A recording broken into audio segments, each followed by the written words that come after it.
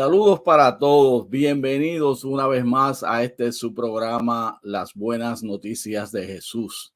En esta ocasión vamos a estar estudiando el libro de los Hechos, más bien la continuación de él. Nos vamos a ubicar en los capítulos 11 y 12. Hemos estado embarcados en este viaje sobre este libro poderoso, tan de actualización para la iglesia moderna hoy, como lo fue para el tiempo en que sucedió y aún para el tiempo en que se trazaron los primeros escritos de todos estos acontecimientos de la iglesia naciente. Así que vamos a comenzar de inmediato y en esta ocasión vamos a estar estudiando acerca del testimonio de Antioquía. Y para eso nos vamos a ubicar en los versos 19 al 30. Ya estuvimos hablando con anterioridad a principios del capítulo 11 acerca de todo lo que aconteció con la historia de cómo la iglesia se va expandiendo desde Jerusalén, Judea, Samaria, y ahora vamos a ver que se ubica allí en Antioquía. Y para eso, lo primero que vamos a ver es que Lucas, el escritor, ha reanudado la historia del capítulo 8. Él comienza en el capítulo 8 hablando acerca de la persecución y que los que murieron, más bien los que vieron la muerte de Esteban, fueron esparcidos entonces a causa de esa persecución. Y es precisamente aquí Lucas el que toma nuevamente reanudando la historia en el verso 19 del capítulo 11, dice los que se habían dispersado a causa de la persecución que se desató por el caso de Esteban, llegaron hasta Fenicia, Chipre y Antioquía. O sea que lo que le quiero mencionar es que tenemos que ir al capítulo 8 de Hechos y atar el capítulo 11, 19 con lo que aconteció allí, porque Lucas, después de haber hecho una pausa y hablar acerca de la conversión de Saulo, luego hablar acerca de lo que sucedió con Cornelio y cómo la puerta se abrió con los gentiles, pues ahora va a reanudar lo que sucedió con la persecución y cómo el evangelio llegó entonces hasta Antioquía. Y para eso vamos entonces a hablar acerca de los puntos principales de este capítulo. Y el primer punto principal es que la predicación llegó a los judíos, a los lugares donde ellos fueron esparcidos. Número dos, que no solamente también llegó el evangelio a los judíos, sino que también llegó a los griegos. Y número tres, cuando todo esto sucede, la iglesia en Jerusalén se entera y envía a Bernabé para ver lo que está sucediendo.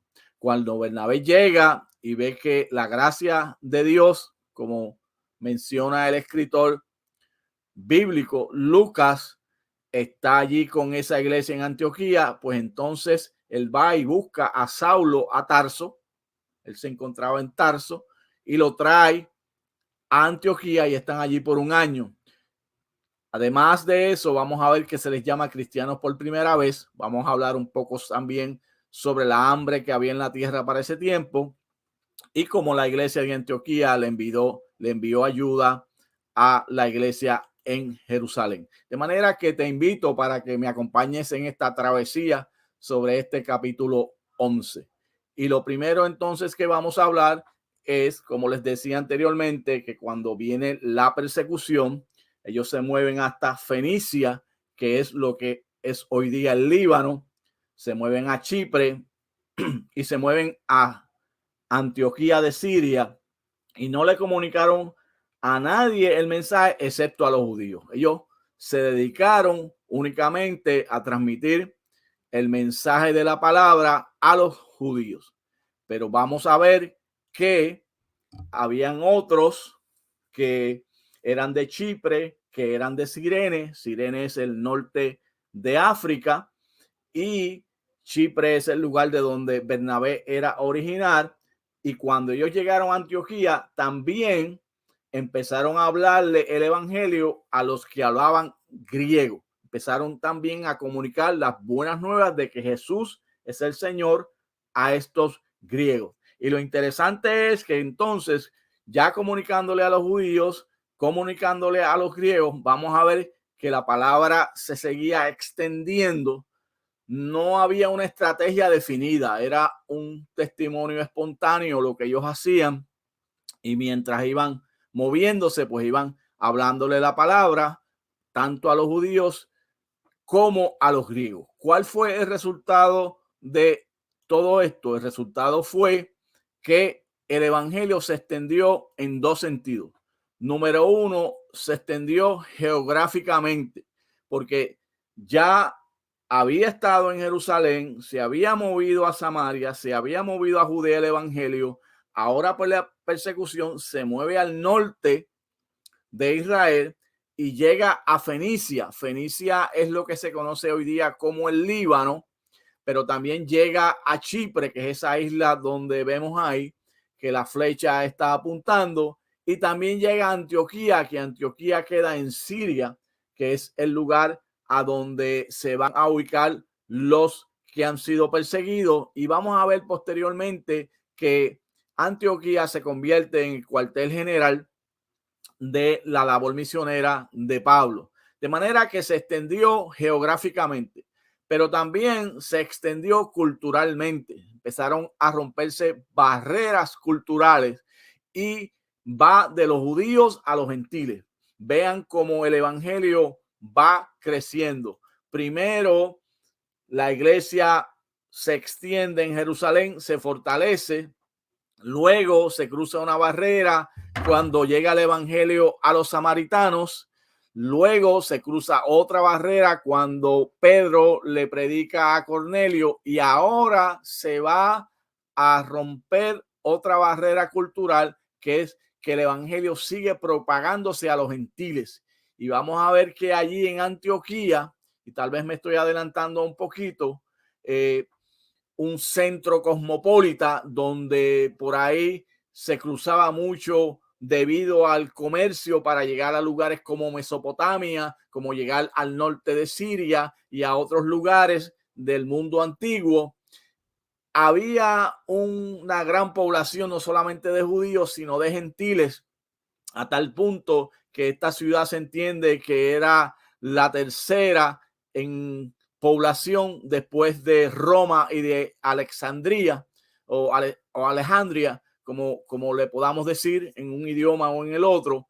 Y a este lugar es que el Espíritu de Dios lleva a estos primeros creyentes, y allí es donde el evangelio entonces se comienza a propagar. ¿Cuál fue el resultado de esto? El resultado fue, como dice el verso 21, la mano del Señor estaba con ellos y un gran número que creyó se convirtió al Señor. No hay duda de que Dios estaba con ellos y que el Señor estaba con ellos, y que a través de esta dispersión que ocurrió, la mano del Señor estaba, y que muchos se convierten al Señor. Continuamos entonces y vamos a ver en cierta medida, ya que estamos teniendo un poquito de problemas con nuestra presentación, pero lo que continúa luego de esto es que la iglesia en Jerusalén escucha que el evangelio ha llegado a Antioquía y van a enviar a Bernabé. Envían a Bernabé para que fuese hasta Antioquía con dos propósitos. Número uno, para saber lo que estaba aconteciendo. Y número dos, algunos autores y escritores, comentaristas bíblicos mencionan que la iglesia en Jerusalén quería tener cierto control de lo que estaba pasando con la expansión del evangelio. Pero tenemos que entender que ciertamente el control de la expansión del evangelio y el control de lo que está aconteciendo lo tiene el Espíritu Santo. El Espíritu Santo claramente en Hechos 1:8 le había mencionado a los discípulos que, y en este caso, pues Jesús le habla, pero tenemos que entender la Trinidad y la función administrativa de la Trinidad de Dios. Y cuando hablamos de Dios, hablamos de Jesús, hablamos del Espíritu Santo, estamos hablando de un Dios que se manifiesta en todas estas esferas. Y Jesús, antes de ascender, le había dicho a ellos que tenían que ser testigos en Jerusalén, en Judea, en Samaria y hasta lo último de la tierra. Y eso se estaba cumpliendo, y el Espíritu de Dios es el que tiene en su control todo lo que está aconteciendo. Y en ese sentido, el enviar a Bernabé a la iglesia en Antioquía, tal vez para controlar, pues no iba a funcionar. Porque lo que sucede luego de esto es que cuando Bernabé llega allí a esa iglesia en Antioquía, un hombre que la Biblia lo escribe como varón bueno, lleno del Espíritu Santo y de fe. Verso 24 dice, porque Bernabé era hombre bueno y estaba lleno del Espíritu Santo y de fe. Y cuando Bernabé llega allí y ve que la gracia del Señor estaba con la iglesia en Antioquía y vio evidencia de la gracia de Dios, ¿qué pasó? Se alegró y estimuló a esos creyentes a que siguieran siendo fieles al Señor. ¿Cuál fue el resultado?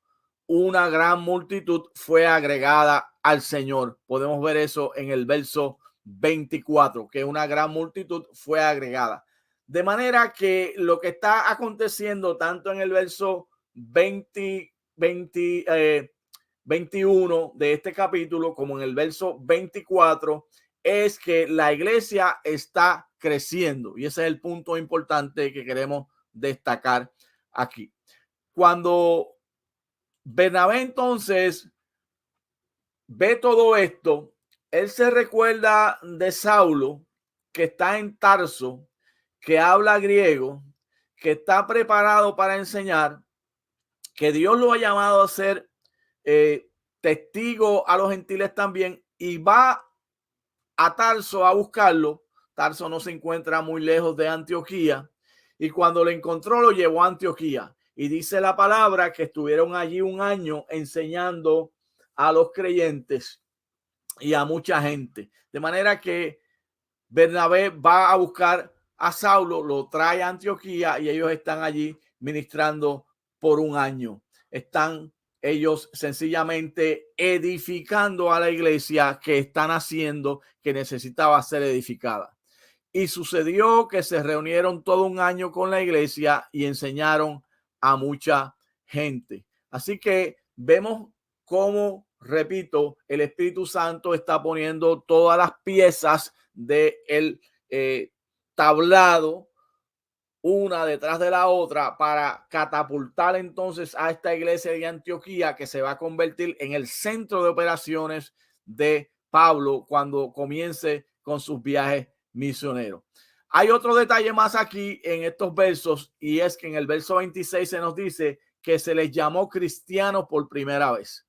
Eran imitadores de Cristo, seguían a Cristo. La comunidad gentil, que no era una comunidad judía, ve eso y hay testimonio de ello, y por eso entonces le comienza a llamar cristiano. Y aquí hay una enseñanza bien profunda para la iglesia moderna.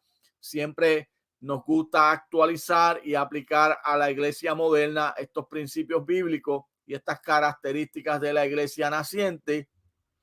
Y una de ellas es que la iglesia va a influenciar en la comunidad en la medida en que refleje a Cristo.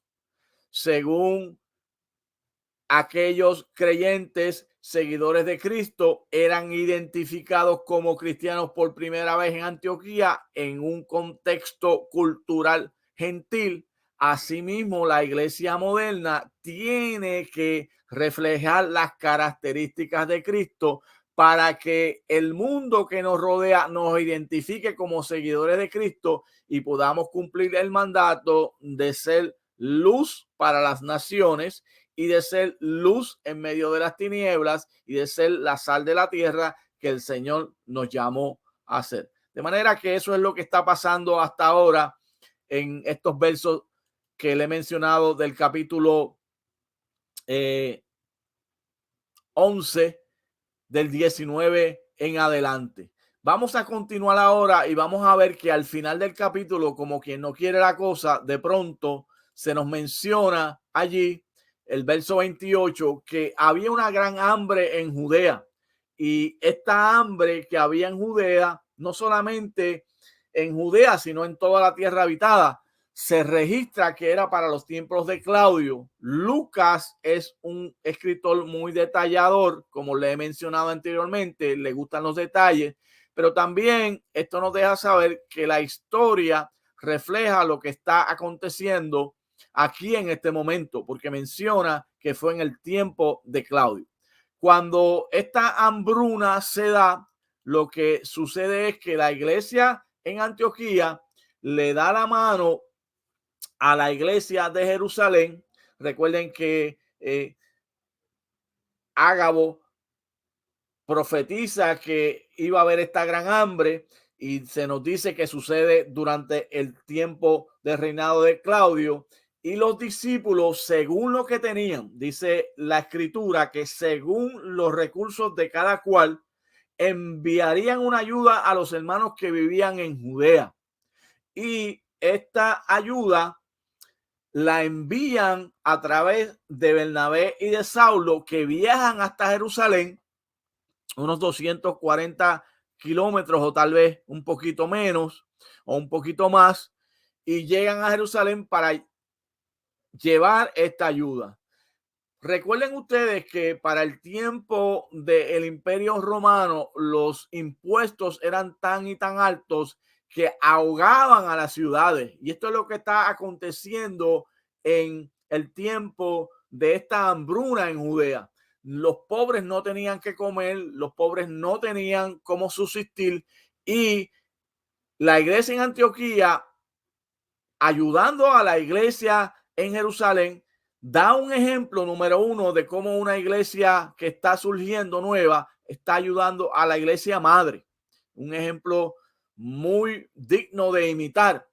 Y no solamente eso, también en este pasaje que vemos aquí, nos vamos a dar cuenta de que Pablo va a aprender de esta situación de la hambruna allí en Judea, en Jerusalén, y va a tomar para sí uno de los principios de ayudar a los pobres más importantes que la Biblia nos menciona, porque nosotros, como le he mencionado anteriormente, vemos la obra misionera de Pablo, que ciertamente Dios lo llamó a eso, pero como efecto de lo que está aconteciendo ahora con esta hambruna, Pablo va a adoptar para sí el mismo principio de ayudar a los pobres.